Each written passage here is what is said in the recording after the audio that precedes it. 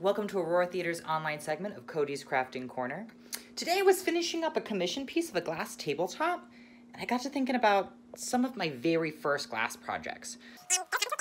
Wine glasses! This is a scene recreated from Harry Potter. It's the Room of Requirement with a little tiny Doctor Who nod in there with the TARDIS. Today we're going to start with something a little bit easier. So pour yourself a glass of wine, if you will, and get whatever glass you want to touch up or gussy up. And we're going to put a little piece of just scrap paper inside of it. It gives us an opaque back so that we know what we're doing. And we're going to work on some flowers. For starters, you're going to want to use enamel or ceramic paints. Typical acrylic paints just aren't going to cure to glass, so if you want to be able to soak them overnight or put them in a dishwasher, you're going to want to use one of these. But have no fear, they're not some fancy paint that you can't find anywhere. Any of your local craft stores are going to have them, and more importantly and more pertinently to now, Walmart will have them. So the next time you go grocery shopping, if you just want to pick some up, stop by the craft area, you can find it. And you'll look for deco art or folk art or apple barrel. Any of those brands will have a multi-surface or enamel paint. And if you're not entirely sure, it says it on the front, but on the side, it'll have directions on how to cure it to glass. So if it has directions on how to cure it to glass, you have picked the right kind of paint. So for starters, to get this awesome two-tone effect, we're gonna load our brush with two different colors. I'm gonna wanna use this berry wine color. I thought that was pretty fitting for my wine glass, and then this bright neon yellow. I like the juxtaposition of a bright color and a dark color. I just think it's really nice, but you could use anything you want. You could use white and a dark purple, or if you want something more subtle, you could do two shades of the same color, two different purples, two different reds, two different yellows or oranges, or whatever you want. Don't let anyone tell you what color your wine glasses can be or how high you can fill them up. That is solely for you to decide. So we're gonna load up our brushes by putting just a little bit of dab of this on our plate or at whatever palette we want to use. There we go. Just like this.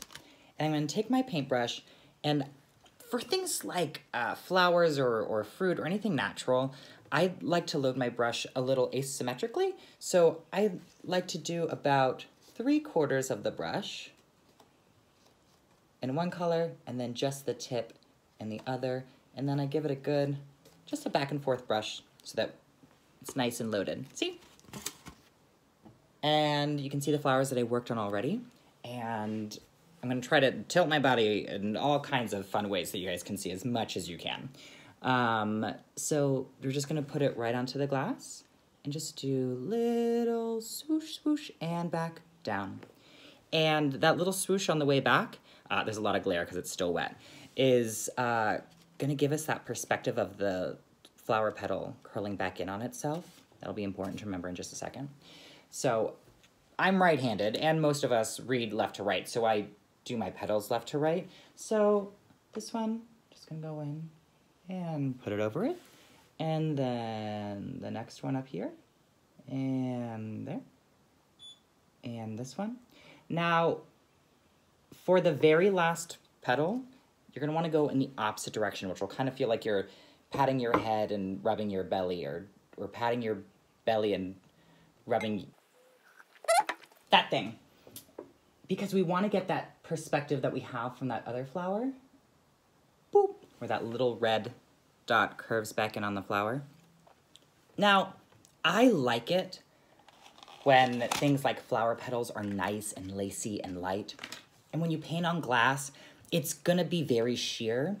I kind of like it. However, if you're like, nah, I want nice opaque flowers that are nice and sturdy, once they've dried, like these that I've let dry overnight, you can just go back over it again with your brush and just trace over your petals, and then you'll have a nice opaque flower. Wish, wish, swoop. Wish, wish, swoop. Wish, wish, swoop. And this one in the opposite direction, and swoop. There we go. You can do 2 layers, 3 layers. You could do 4 layers if you really want. Or you could just do 1, and you'd have something more like this one, where you can kind of see through it just a little bit. When you're doing multiple layers on your wine glass, make sure that you're taking enough time in between. If the paint on the glass is still kind of tacky, and if you haven't really like loaded up your brush, if it's kind of running dry, you're just gonna scrape off the paint that you put on before. So give it time to breathe. Pour yourself another glass, and then when you're done, go back and do the next layer. I like to do different angles, so like some of these are gonna come in from the bottom and some of them are up. It just helps keep the glass, I don't know, kind of fun, kind of amusing, kind of whimsical, like the flowers are blowing in the breeze, like we wish we could be. Okay, so I think I want one more petal, maybe one more down here. You can, if you want, like switch it. I've seen people sometimes where they're painting on like dual loaded brushes, or sometimes it's like yellow center flowers with the red outside, or you can switch it. I like the consistency, but it is up to you. Again, no one can tell you how to color your glass or how high to fill it up. That is just up to you. Perfect. Awesome. Now, if you don't feel as comfortable freehanding an image, you can work on something that is traced. So for this one, I thought I might do a monogram, and I did this cherry blossom effect in the background. Now, I did freehand this cherry blossom, but branches, unlike flower petals, are not, you know, light and lacy. So this, I did have to do a couple different layers. So I painted on a layer, I had a glass of wine, and then I did another layer while it was drying. And then I did another layer, and I wanna say I tapped out at 4 layers. The last 2 were, I did one that was slightly lighter and one that was slightly darker, and I just sort of traced along the top and the bottom to add a highlight and a shadow. You don't need to, it's very nuanced. But then for these awesome cherry blossoms, which you could do anything, but I am gonna say that if you have a little one, or like me, a big one, at home playing Animal Crossing, they are gonna think you are the coolest person ever when you pull out a cherry blossom wine glass. Which is also why this segment is also called Cody's Advice on How to Make Your Kids and Grandkids Think That You're Cooler. It's like 2 names rolled into one. It just didn't fit in one title, you know what I mean? But my handwriting is not the best. So I wrote my own stencil for my monogram, and then I'll trace over it now that I can see it. And this is just taped to the inside. If you don't want to draw your own and like that's not your thing, print it out online. And you can do anything. You could do a sports logo or a cool image that you found, or a simple shape, maybe from like a picture that you once drew, or like that your kids drew, or if your quarantine is going anything like mine, maybe you want to put days of the week on your wine glasses. And that way, if you ever find yourself sipping Moscato on a Tuesday night out of your Sunday brunch goblet, you know you've gone too far. I have all kinds of pinks in here, and all I did was I mixed a little bit of red and a little bit of white onto a fresh palette.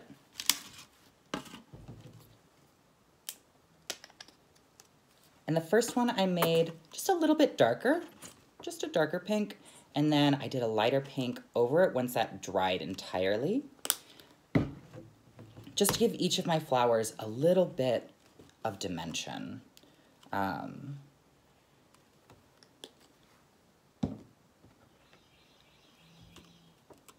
Now, to get the little tiny dots that we have there, once we've mixed together our colors, could be a little bit lighter.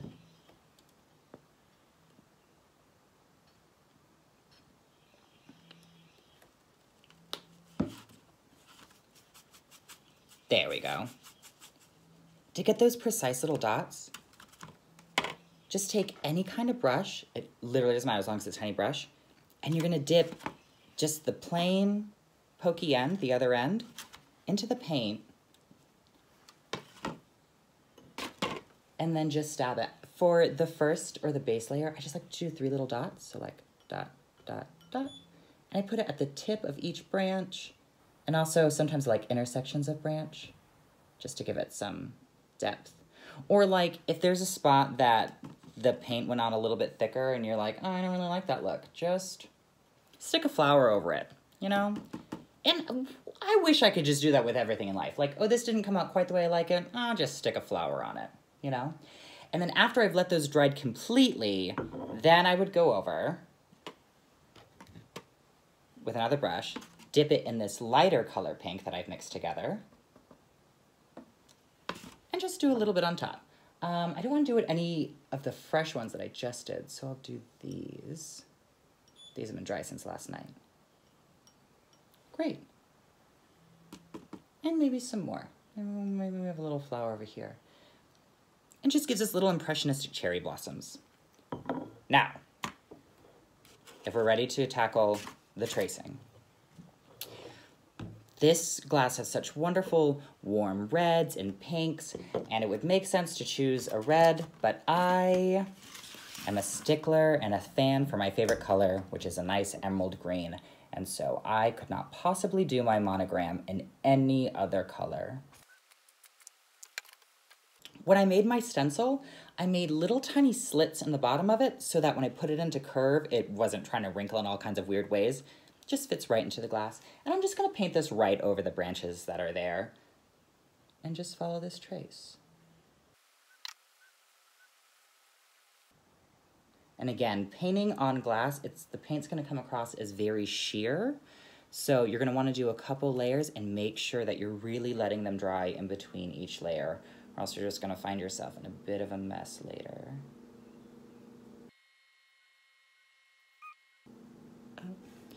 It's also best on glass to do fewer, longer strokes. So instead of like little tiny things like this, if possible, it's best to do one long stroke and really load up your brush in between, because again, it's gonna get sheer and gonna get dry in between. But that way, as you're going along, like, you can see the lines that you're going across. And perfect. And then let it dry entirely before we do the next coat. And when you're done with your craft, you're gonna wanna let it cure. So all of the paints will have directions on it, and unless you have all of one brand, they may have slightly different instructions.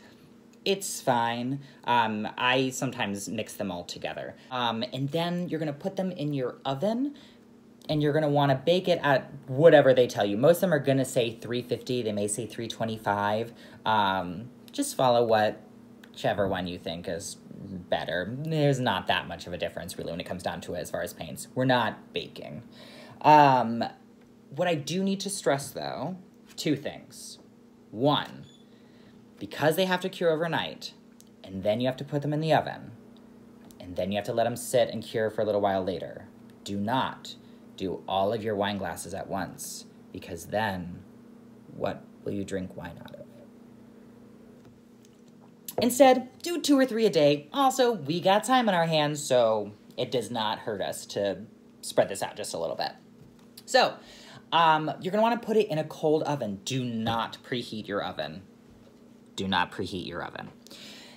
If you put it in a hot oven, the glass could crack. So you're gonna wanna put them in a cold oven, and then once they're in there, preheat them. Put them on some kind of a baking sheet.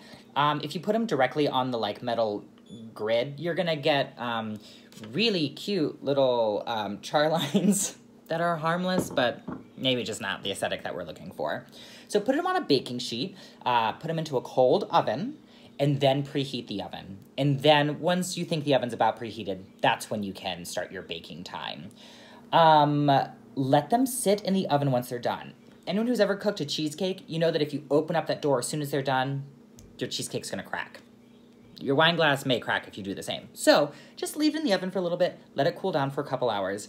If it's been about 2 hours and you're like, I wanna peek at it, then start to just crack open the oven. If you feel like it's still really warm inside there and that cold air going in might break the glass, just let it sit a little bit longer. If you wanna feel like you're doing something, you could stick a wooden spoon in to prop your oven door slightly open, and that'll help it cool down slowly. But again, give it that full 2 hours of just cooling down at its own pace. It's moving on its own tempo right now. I'm moving at my own tempo lately. I'm assuming we all are. So give it its curing time. Sometimes when making props, we have to make things look older than they are. We don't want them to look like they were freshly bought from Hobby Lobby. So we have to distress and age them. And a common technique we use for parchments or any kind of paper is tea staining. And it's super easy. You can just grab a sheet of paper, and then I'd put about 3 packets of like a black tea or a dark green tea. You can maybe use a sweet tea, but maybe use a little bit extra. It just doesn't quite get it dark enough with just 3 packets. And then you can either paint it onto your parchment, or you can soak it, and it'll make it a little bit darker. And you can make fun things, like maybe you could make a decree that says, "I love my children, but before 8 a.m., they are their father's children. So it is decreed." Maybe you just need to remind the house of some of the rules. Or maybe you want to grab the kids together and you guys can make a treasure map together on something that's a little more tea-stained. Or with Easter right around the corner and us having to make adjusted plans for our Easter egg hunts, you could make an Easter egg map and line it up with the way that your house is laid out so that your kids can find them all and we're not going to accidentally find an Easter egg while we're putting up our Christmas tree. If you spilled any tea or if you got any paint on the table and you really need to clean up, then I'm going to show you a little trick for me. So I have been treasuring my Clorox wipes and my Lysol like they're worth their weight in gold. Maybe they are. So I just get a big old pot, like a pasta pot or a big salad bowl, and I mix in 2 parts vinegar to 1 part water. And if you're like me, I like to customize just about everything. So I also put a little bit of witch hazel and lemon essential oil in it, just so it has a fun smell. And then I picked up this towel that I was gonna throw out anyway, and I cut up to smaller pieces, and I can soak it in the vinegar wash, and I can use it to clean up my paints that I used today, or tomato sauce that boiled over onto the stove range, or something else that isn't one of my COVID-19 spills that I just need to keep nice and clean and disinfected. And so I use just regular distilled vinegar, which you may have laying around your house, and then I put in a little essential oil so it smells just a little lemony fresh and not so much like a pickle, although I do love pickles. So if you want to try painting your own wine glass and you have any questions, you can feel free to email them to boxoffice@auroratheater.com, or if you just want to show off your work and show us your treasure map in your wine glass, then I'll be sure to show it off so everyone can see what a great artisan you are. Thank you so much for joining me in Cody's Craft Corner / Cody's How to Make Your Kids and Grandkids Who Play Animal Crossing Think You're Cool Corner / How to Finish a Glass of Red Wine Corner. And until next time, thanks guys. Bye.